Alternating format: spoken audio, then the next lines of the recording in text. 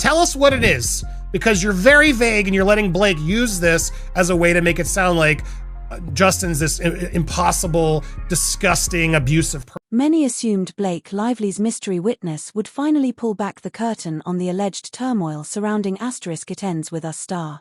But when the name ** Claire Abe ** surfaced, it caught everyone off guard for an entirely different reason.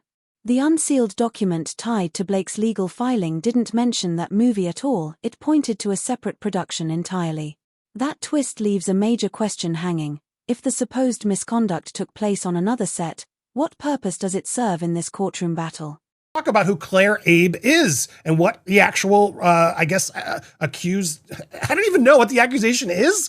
Here's the unsealed doc. We looked at this, even with Ron, we went through it and a lot of it was redacted. Here it is unredacted. Let's read it. I am over 18 years old, sound mind, otherwise, blah, blah, blah. This is all about my personal knowledge. I wrote and directed a film called Empire Waste, which was produced by Wayfarer Studios.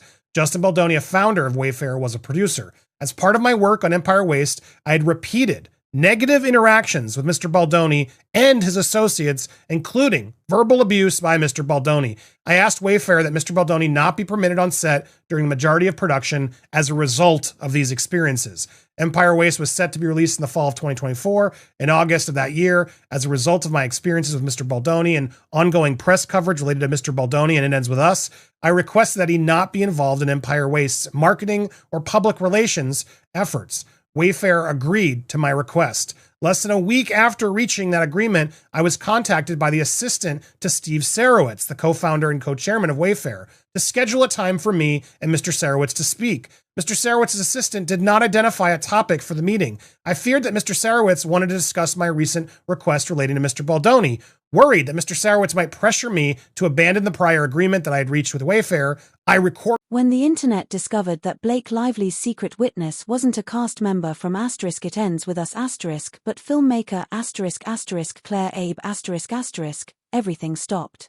That single reveal flipped the entire conversation surrounding the case. For weeks, everyone expected an insider from the film set, someone ready to validate the rumors of behind-the-scenes tension or confirm the alleged clashes between Blake and director Justin Baldoni. Instead, the spotlight landed on a respected filmmaker completely outside that production, and suddenly, no one was sure what story they were following anymore. Claire Abe is far from a fame-seeker trying to ride the wave of controversy. She's a seasoned writer and director, well known in the independent film world for her sharp humor and thoughtful storytelling. Her project * Empire Waste *, produced in partnership with Wayfarer Studios, earned festival buzz for its darkly comic take on ambition and exploitation in the fashion industry. Through her own company, ** Try Anyway Productions *, she's built a strong creative identity, one marked by wit, precision, and a willingness to dissect the absurdity of Hollywood itself.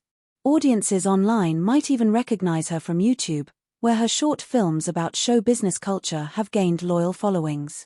In short, she's a credible filmmaker with years of earned reputation, making her sudden connection to a celebrity courtroom dispute all the more unexpected. When reports surfaced that Arbe's name appeared in unredacted legal documents tied to Blake's case, speculation exploded overnight. Fans assumed she was stepping forward with inside knowledge of the * It Ends With Us * production, perhaps even first-hand accounts of tension between Lively and Baldoni. But when the full document was released, the truth shifted sharply. Every reference pointed not to * It Ends With Us *, but to * Empire Waste *, a completely separate film produced years earlier, with no overlapping cast or crew. Arbe's written statement described multiple incidents involving Baldoni and his team, claims of unprofessional behavior, verbal conflicts, and boundary issues, but all within the context of her own project. Blake Lively's name never appeared, nor did the movie that initially fueled the speculation. That mismatch between what people expected and what the records actually showed quickly became the internet's latest obsession. Depending on perspective, Lively's inclusion of Arbe's testimony was either a strategic effort to illustrate a larger behavioral pattern or a risky overreach that blurred legal relevance. Supporters defended the move as a legitimate attempt to highlight concerning conduct. Critics called it sensationalism disguised as evidence. As analysts and fans compared timelines and details, the hype cooled into uncertainty. What once looked like a dramatic witness reveal began to feel more like a calculated gamble, one that might have complicated Blake's case more than it strengthened it. Now, the real question isn't about what Claire Abe witnessed. It's about why an incident from a completely unrelated film was folded into Blake Lively's legal fight to begin with. You were worried because your boss didn't tell you what the topic's going to be? I've had hundreds of those meetings. I mean, usually it's not a good meeting. Usually it's like an HR meeting or something else, but other times it's just, hey, I wanted to tell you something, come on over. It happens all the damn time. So you prompted you to illegally record the call without his knowing. Because that's going to become a big issue. Did Steve know about this meeting being recorded? Where was this meeting? Because if it was in Steve's office or, there's potential that this absolutely was an illegal recording that now she's released and exposed herself. Now, remember, this audio recording is going to also be released at some point. Steve Sarowitz insisted on it. Apparently, this is the same call where he says, he would go to the lengths of what to, it didn't sound good, but Steve's like, no, release it in its full context so that it all can come out so we can defend ourselves. And good on him for wanting to do it. So right out the game, just like, wait, so because your boss's boss wanted to talk to you because you made this request that you still haven't even told us what it is. What was the verbal abuse? What were the negative interactions? No details, just this broad, general, vague declaration, which makes me think it's not that bad. Why wouldn't you put it all out there now and help it? This makes no sense. When news first broke about filmmaker Claire Abe's testimony, it didn't just add a new layer to Blake Lively's legal case, it completely changed the conversation. What started as speculation over a mysterious witness quickly spiraled into questions of legality, evidence, and intent. Early reports suggested that a key piece of Abe's submission involved a *** recorded meeting ** between her and her superior, Steve Sarowitz, but what caught everyone's attention was whether that recording was even lawful. The uncertainty surrounding who knew what, and when, became central to the unfolding drama. Commentators began dissecting the situation in real time. One legal analyst noted that being called into a meeting without a clear topic is common, but secretly recording it without consent is another matter entirely. If that conversation took place in Steve's office or under his supervision, it could fall into a legal gray area, possibly even a violation of state recording laws. Reports now suggest that Steve insisted the full recording be made public, allegedly saying he wanted the entire conversation out in context to defend himself and his team. It was a rare move, one that implied confidence in his version of events while raising questions about Abe's motives for recording it in the first place. That context made the next development even more puzzling. The *** unredacted discovery document ** meant to reinforce Blake Lively's legal strategy didn't just fail to clarify things, it added confusion. The materials came from ** Claire Abe **, recently revealed as Blake's unexpected witness, and they were presented as evidence suggesting that director ** Justin Baldoni ** had displayed a pattern of unprofessional conduct. But as soon as analysts and insiders reviewed the document, they noticed something unusual. Every reference, every paragraph, pointed not to *it ends with us*, the film at the heart of Lively's dispute, but to an entirely different project, Abe's own independent film, *Empire Waste. That revelation reshaped the entire conversation. How did details about an unrelated production become part of a celebrity courtroom case? In the document, Abe described a strained working relationship with Baldoni, claiming repeated negative encounters that led her to request he be kept away from her set. On the surface, it read like serious misconduct, but as readers examined the text more closely, it became obvious that her statements weren't connected to Blake Lively or her film at all. Still, within hours, social media had merged Abe's account into the ongoing gossip surrounding *It ends with us*, fueling speculation that she was confirming long-rumored friction between Lively and Baldoni. But the truth was buried in the fine print. Each time the filing referenced a production, it cited *Empire Waste*, not *It ends with us*. The paperwork even included mention of a recording labeled *Exhibit 1, *, a detail indicating that Abe's material originated from a previous case filed years earlier, not from Blake's current legal team. That small bureaucratic clue was enough to dismantle the assumption that her testimony was directly tied to the ongoing lawsuit. Commentators across YouTube and entertainment media quickly seized on the inconsistency. During a breakdown on *popcorn, that Blake used this and her team to like get everybody to sort of, there was another, it all read like someone else from It Ends With Us had an issue, and that wasn't the case here. This person, Claire Abe, sorry, it's pronounced Abe. Leave her alone. Leave her alone, people. Don't take the bait. Don't get mad and go, I know you're mad, but leave Claire alone. Please do not do it on anyone's behalf, Justin's especially. Leave her alone, okay? Claire is an award-winning writer, director, performer who creates empowering, educational, entertaining content through her production company, Try Anyway Productions. She was at the UCB, and again, this movie that she made was called Empire Waste, starring Rainn Wilson, a group of teens learning to love their bodies through inclusion, fashion, design, and friendship. So this was a movie. Apparently, this script was on the blacklist in Hollywood, like popular scripts that have never been produced. She insisted on directing it herself because she really wasn't experienced. And Justin and Wayfair took a shot on it. They funded this movie, got it made.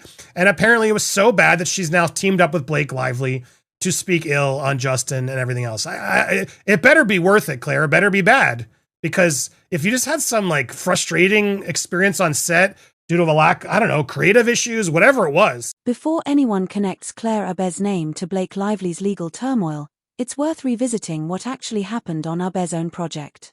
The film in question, Empire Waste, was an independent production developed under Wayfarer Studios, the company co-founded by Justin Baldoni.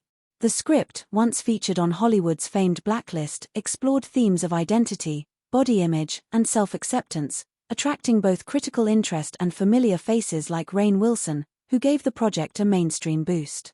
On paper, it promised a heartfelt story about confidence and creativity.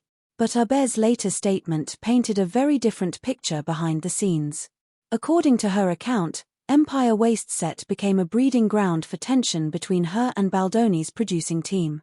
She described ongoing arguments, uncomfortable exchanges, and moments where she felt cornered or undermined. Eventually, Abe went so far as to request that Baldoni step back from daily production, a bold move given that his own studio had championed the project from the start.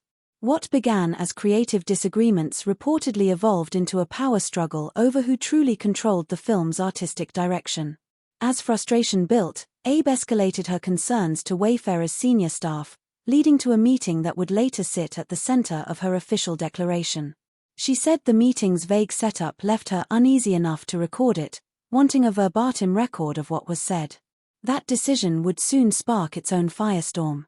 Legal analysts immediately questioned whether the recording was lawful, especially if those present, including Steve Sowitz's assistant, hadn't consented. Ironically, Sowitz himself allegedly encouraged the tape's release in full, insisting it would clarify his role and intentions. In her statement, Abe claimed she feared pressure to reverse a prior agreement limiting Baldoni's influence on the set. Her wording hinted less at outright misconduct and more at backroom maneuvering, the kind of creative politics that often emerge when directors and producers collide over control. Reviewers of her filing noted its lack of concrete examples, no direct quotes, no detailed incidents, just general descriptions of tension. Industry observers suggested the situation resembled a power struggle, not a harassment case, the kind of friction that happens when artistic vision and studio management clash. Crew members who worked on Empire Waste backed that interpretation, calling the conflict heated but standard by Hollywood's norms. Framed that way, the episode reads not as a scandal, but as an authority dispute inside an indie production. It bore no relation to It Ends With Us, Blake Lively, or her ongoing allegations. Yet somehow, this unrelated dispute ended up woven into Lively's legal filings. Whether that crossover was an innocent paperwork mix-up or a strategic move to shape public perception remains unknown, but it's precisely the kind of confusion that turns an obscure legal document into a full-scale Hollywood talking point. Due to a first-time director, with producers that are funding your project, I need to hear her side. I need to hear both sides before I'm going to take any of this seriously. Now, it may be serious. Claire, please, Claire, tell us what it is, because you're very vague and you're letting Blake use this as a way to make it sound like Justin's this impossible, disgusting, abusive person. and you've given us no proof, nothing whatsoever. I guess we'll see this on trial. But it's important also that you realize the whole reason this is here is because Blake Lively's trying to get attorney's fees paid for already. She wants punitive damages. This was part of the reason, because of the exhibits from Claire and Ezra. These exhibits, understand, we'll move this court to, get this money. Like, what? She's the prevailing defendant because this woman, Claire, had vague, undeclared negative experiences with a producer on a film that was not It Ends With Us. What does this have anything to do with Blake Lively and It Ends With Us? Absolutely nothing. Because again, this could be a complete nothing burger for all we know. And even if it wasn't, it doesn't mean it has anything to do with Blake's case. So this is the reason why Blake should prevail as the defendant in court and get her attorney's fee. I mean, make this make sense, people. This makes no sense whatsoever. And what the irony of it all is just like, what did he say? Something offensive is what I can only assume. I don't know what. It's one of his castmates. It's one of this. No, it was clearly some creative. I'm assuming the most likely solution is some complication on set get in their way, and it happens on sets a lot. And the fact that Justin then left and lets you still make this movie is kind of impressive, because most producers wouldn't do that. To be like, excuse me? No. But this is clearly a pattern where Justin lets these people steamroll him and take advantage of his movies. It seems to me speculative. Maybe that's what Claire was, trying to boss move her position in, just like she demanded she direct a movie that she'd never done before. I don't know. I'm just saying that's all we got to go after, Claire, because you didn't give us anything specific. Why? Why didn't you give anything in this declaration more specific? This is supposed to be the evidence that should make Blake get paid and win the case. When the Claire Abe documents finally surfaced online, the conversation imploded almost overnight. Reporters began stitching together two separate productions, Empire Waste and It Ends With Us, as if they were parts of the same controversy. Headlines blurred timelines, social media threads dropped key context, and within hours, nobody could tell which films set the alleged incidents actually referred to. That chaos wasn't random, it was a collision of timing. Blake Lively's newest court filings went public the exact week that Justin Baldoni's legal response hit the docket, just as Abez's years-old dispute with Wayfarer Studios unexpectedly resurfaced. 3 different developments overlapped, and speculation exploded. Some insiders believe this was deliberate, that Blake's legal team invoked Abez's declaration not because it directly strengthened her argument, but because it helped illustrate a pattern of behavior. Others think gossip outlets took a minor reference and spun it into viral scandal fuel. Either way, the convergence proved irresistible to audiences craving a headline. In strict legal terms, testimony about a separate production should be irrelevant. But in Hollywood litigation, relevance is elastic. Lawyers frequently introduce outside anecdotes not to sway a judge, but to shape a narrative, convincing the public before any verdict is issued. It's a time-tested strategy: recycle old statements, connect loose dots, and let the suggestion of a pattern take on a life of its own. What follows isn't always about evidence, it's about optics. That's exactly what unfolded here.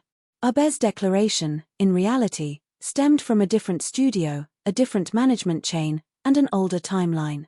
But once commentators began dissecting her mysterious Exhibit 1, the story mutated. Because the filing mentioned an unnamed recording, online sleuths assumed it was audio captured on Blake's film set. One viral video even combined snippets of Abez's statement with still images from It Ends With Us, fully merging 2 unrelated stories. Viewers believed they were hearing proof of on-set misconduct when, in fact, the audio described a private negotiation session at Wayfarer Studios years earlier. Amid the uproar, a handful of creators tried to inject reason. On Popcorn Planet, the host urged viewers to stop assigning blame and reminded them how easily misinformation metastasizes online. It was a rare pause in an otherwise runaway news cycle, a moment that underscored how fragile the boundary between court evidence and digital rumor has become. What began as a formal filing meant for legal review transformed into a social media weapon, stripped of nuance and context.